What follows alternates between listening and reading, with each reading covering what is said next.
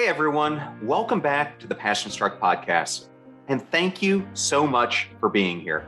I love it when I get to sit down and do these solo episodes for you. Now I get to channel and transfer my positive energy to each and every one of you as you're walking your dog, doing chores in the house, doing yard work, or whatever it may be. Thank you for choosing Passion Struck and choosing me to be your guide and host. I have been seeing some incredible reviews on the podcast, and I am so thankful for each and every one of you who has left one, as they are so inspirational and proves to us that we are helping our audience go from being passion stuck to unstoppable. Today's episode is something that I feel is very important. I got the inspiration for this episode from a series of recent interviews I did during the month of September with Navy SEAL veterans. Today's topic is all about getting comfortable with being uncomfortable. But throughout our lives, we have been conditioned to do just the opposite. We want to postpone or avoid the uncomfortable.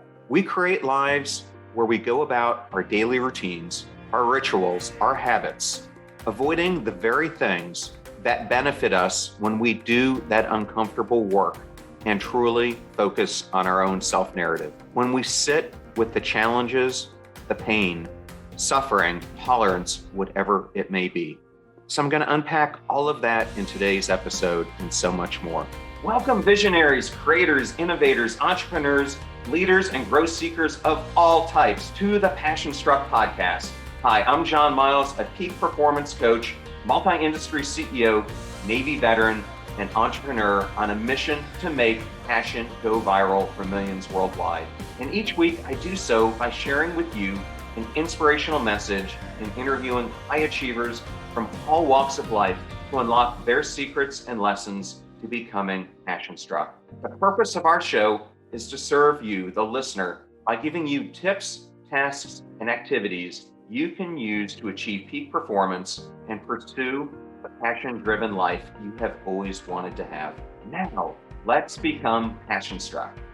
Do you ever find yourself stuck in your circumstances? You're disengaged at work, unhappy with where your life is currently at, and overall, you might be having a feeling of hopelessness or just utter complacency. You watch your friends and others on social media or whatever it may be building their lives. And you wonder, what are they doing that I am not? And how can I change my life from where it's at right now? Are you afraid to do something that you haven't done before? Or is hopping out of your comfort zone worrisome? Does doing something new make you think twice and sounds like such a bad idea that you eventually give up on it, even before you've hit midstream in taking action? Well, I can't blame you. The majority of people feel exactly the same way. We get so used to our comfort zones that we have forgotten how to approach things that make us feel uncomfortable. Let's face it, weathering the storm has never been easy. You must realize that growth and discomfort follow that same exact path. You won't feel any progress at all if you keep doing the same habits, same rituals, same activities, hang out with the same people over and over and over again. As Peter McWilliams once said, comfort zones are most expanded through discomfort. And I am well aware that that is so much easier said than done. It takes willpower and courage to step outside of your self-limiting beliefs and doing something that you are afraid of doing, thinking that you may fail, get rejected, or end up letting people down. And I can tell you from personal experience, as I have been writing the manuscript for Passion Struck, that I have faced failure, denial, refusal, rejection at almost every corner of my journey into publishing. But you know what? I could let them all get me down, or I can choose to move forward in discomfort and with the conviction that I'm on to something here, something that can change people's lives, that needs to see the light of day. Just as with that example, the most effective thing that you can do is get comfortable with being uncomfortable. But how do you do that? I'm going to provide you 8 ways I coach my clients on how to do just that. Be comfortable being uncomfortable. But before we start going through these 8 different ways, I think it is extremely important to understand what the comfort zone really is. Basically, the comfort zone is a state of mind in which we feel at ease with the familiar and live in complacency with our current situation. We feel like we are in sync with our environment and in total control of everything. However, in many ways, it is just the opposite. We are just in control of feeling complacent and stuck where we are today. So here are 8 ways that will help you get outside of this state, remove the comfort zone from your vocabulary, and help you move to creating an unstoppable life.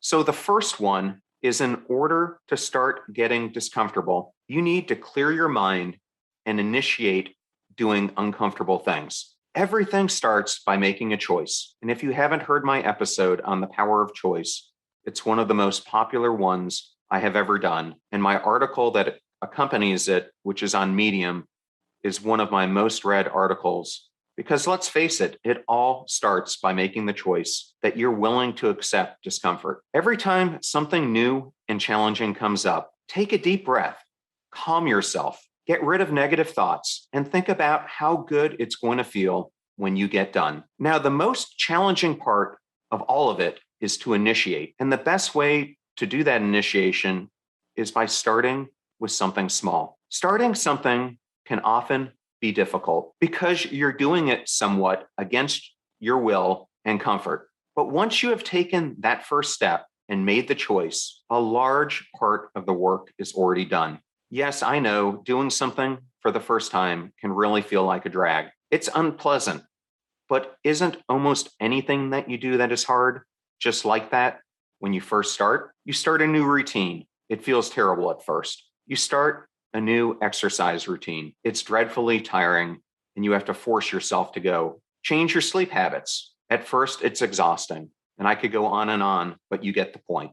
Everything works out eventually once you create a habit loop around it. And if you haven't read the book, Atomic Habits, it is a great book on how you create these habit loops. Because the more you start stacking those habits, or as I often say, actions, the more progress you're going to make and the easier it will become. So trust me, it is really worth it. As Katie Davis said, courage isn't about knowing the path.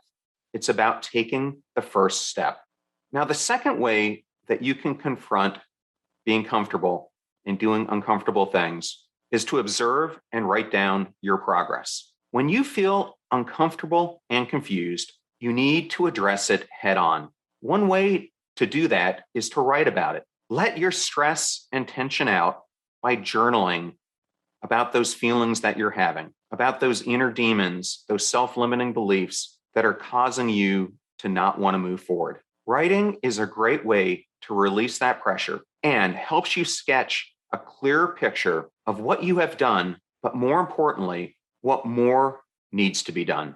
This helps you grow your confidence and as a result, builds momentum. Check your progress. You will find that you are not the same as you were before. You have improved. You are making steps to change your life. You'll know it because you'll start seeing results from those tiny steps that you started to take.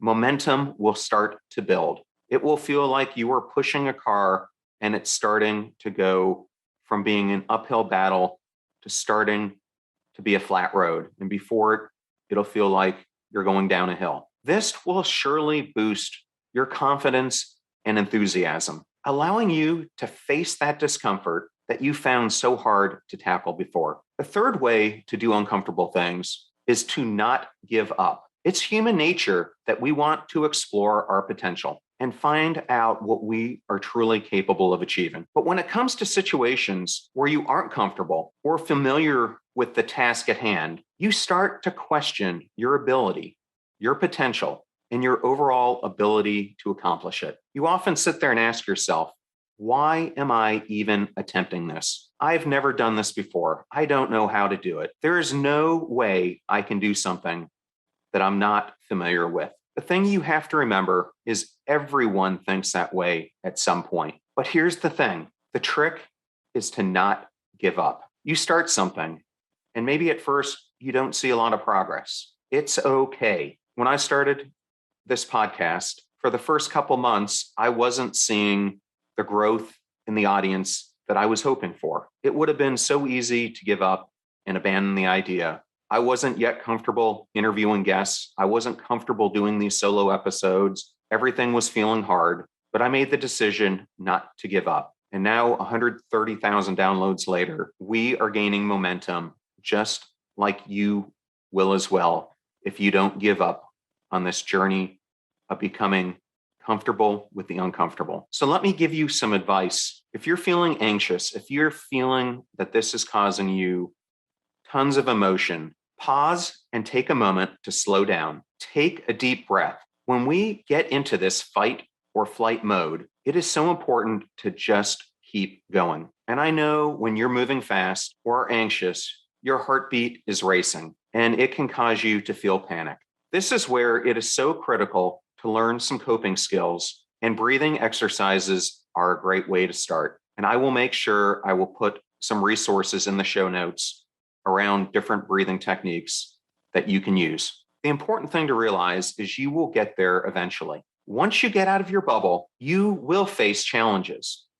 They're necessary challenges. They are challenges that will be the cause of your growth.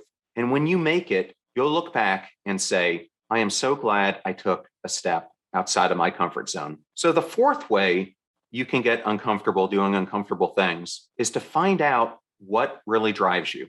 Indeed, doing something that makes you feel uncomfortable takes courage. That is why so many people tend to give up on it at the beginning of their journey. So you must know why you want to do it. What is that burning change that you want to make?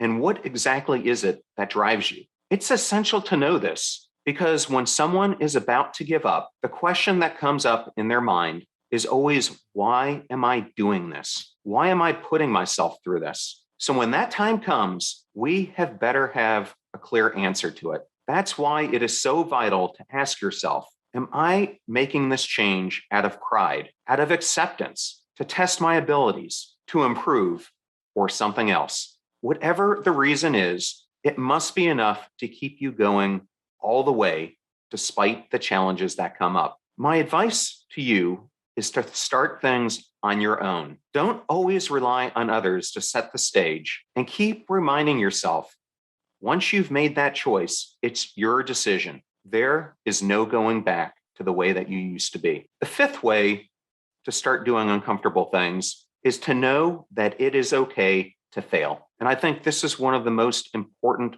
lessons. It is understandable that when you are doing uncomfortable things, you are going to doubt yourself. And on top of that, the fear of failure can really take over and engulf you. That is precisely when you need to get a hold of yourself. Fear of failure is going to make you think of different ways that you can escape and prevent you from facing any forms of humiliation or possibly embarrassment. Do you know how many Navy SEALs I have served with and spoken to that tell me failure is the only way to achieve peak performance? That is because it is only through failing fast and failing often that we make adjustments and improve. Don't give in to that fear. Instead, learn ways to fight it. Limit your options by telling yourself it needs to happen whether you succeed or fail. Learn to accept failure and take it as what it is, a learning experience and a way for you to become better. As Albert Einstein wrote, a person who never made a mistake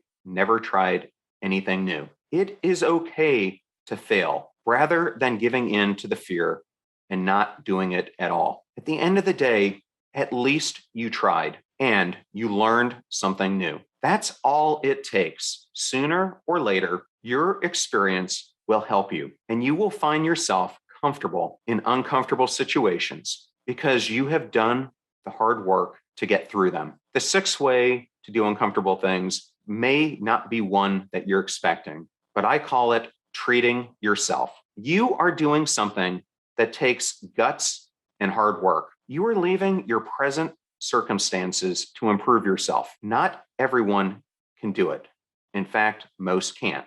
So let yourself know that you deserve it by treating yourself to a fine meal, new clothes, a cup of coffee, maybe a trip to somewhere nice. Whatever it is, reward yourself on your journey. This will encourage you to keep going, gives you things to look forward to achieving, and will cause you to feel so glad that you took that step outside of your comfort zone and became a better version of yourself. The seventh way is to make others part of your discomfort journey. This road is demanding and challenging, but that doesn't mean you have to go through it all alone. Let your friends and family in on everything that you're trying to do. Share with them your success and failures. I recently did a great episode all around this on how do you best ask for advice. If you haven't had a chance to listen to it, that would be a great episode for you to go back and listen to. Leave your ego at the door and focus on being present and being vulnerable to the feedback that you're seeking. You tried something, perhaps it didn't work out. So what? Be part of the conversation. Share your experiences because I guarantee you're not the only one who's experienced failure, and learn from others. Always remember that being a good student is essential on your self-growth journey. If you don't know something, just ask someone who does or who has experienced it before. If you're in a workplace, that may mean sitting down with a colleague who may be going through the same change that you are. Share your ideas and experiences with them. Be a good storyteller. It will help you get rid of feeling that you're isolated and also give you a platform to encourage others and get help and encouragement back from them. Stay open to advice and keep interacting with people along your path because you will never know what or who may aid you in your journey. And finally, the eighth, and maybe the most important, is you have to own your discomfort. To get comfortable with discomfort, I have the saying that you must step into your sharp edges every day. Do something daily that scares you and get used to being uncomfortable. Through this daily habit alone, you may even start to crave discomfort. I know I do. Those who become passion struck are never satisfied with where they are today. Instead, these innovators are focused on constant improvement. Escape your little bubble. Find pleasure in the thrill of discomfort. And instead of complaining about it, look at it as a blessing because it's there to bring improvement in you. Converting uncomfortable things into comfortable things is a skill set that you can master by doing it repeatedly until it becomes your second nature. As Tony Robbins said, repetition is the mother of skill. So now that I've given you those 8 ways, let's talk about now some steps that you can take to put them into practice immediately. My first big piece of advice here would be to start slow and don't rush things. Because if you take that approach, you may get off to a quick start, but in the end, peter out because it becomes too much too fast. Take one step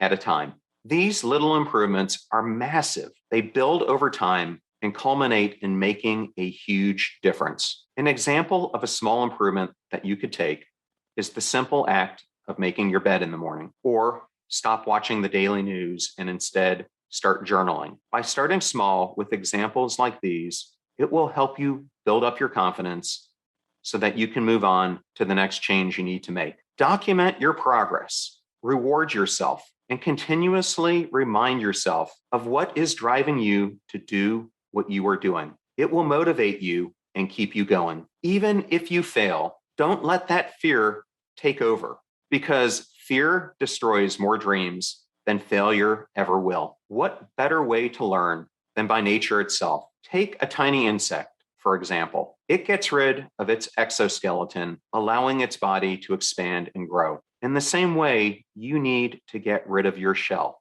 that box we put around ourselves. By doing so, it would allow you to also grow, experience new things, and learn. Once you start following these steps, you will find your passion journey because if you are here today, you are already working on it. And I hope today's episode has given you inspiration that you can learn and grow from. And if there's other topics that you would like to hear or guests that you would like to see me interview, I've had a few requests on both fronts recently. Please DM me on Instagram at Passion Struck Podcast. And if you haven't checked out our YouTube channel yet, please go to John R. Miles, where we have over 6,000 subscribers and over 190 different videos to give you a daily dose of inspiration. These range from being full episodes like the one I'm doing today to being bite-sized chunks of information that we call mindset moments, which are 2 to 5 minutes long. They're all grouped into playlists to help this be more digestible for you based on the topic that you are seeking. Thank you, as always, for joining us. Now, go out there yourself and become passion struck. Thank you so much for joining us. The purpose of our show is to make passion go viral. And we do that by sharing with you the knowledge and skills that you need to unlock your hidden potential. If you want to hear more, please subscribe to the Passion Struck Podcast on Spotify, iTunes, Stitcher, or wherever you listen to your podcasts at.